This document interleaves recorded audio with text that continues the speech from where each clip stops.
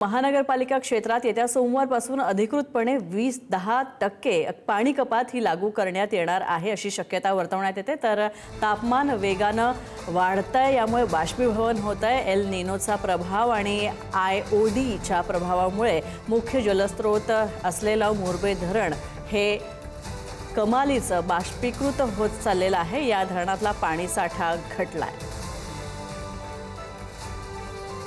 मी नवी मुंबई महानगरपालिकेच्या धरणावर उभा आहे आणि आहे मोरबे धरण।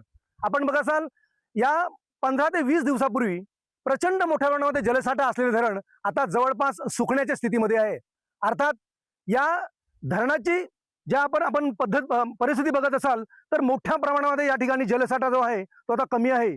या धरणाची क्षमता आहे 190.890 दशलक्ष घनमीटर इतकी असून यामध्ये आता सरासरीच्या केवळ 19.11% इतकाच जलसाठा शिल्लक आहे। त्यामुळे नवी मुंबई महानगरपालिकेला आता पाणी कपातीचा निर्णय घ्यावा लागला।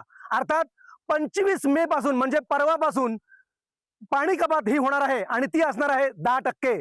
अर्थात नवी मुंबई महानगरपालिकेच्या वतीनं या मोरबे धरणातून अनेक ठिकाणी पाणी पुरवलं जातं। बेलापूर, नेरूल, तुर्भे, वाशी, कोपरखैरणे, घणसोली, ऐरोली आणि दिघा पाण्याचा जो वापर आहे हा मोठ्या प्रमाणामध्ये केला जातो आणि त्यामुळेच आता नवी मुंबई महानगरपालिकेला जलसाठा अगदी खाली गेल्यामुळे हा पाणी कपातीचा निर्णय आहे तो घ्यावा लागला।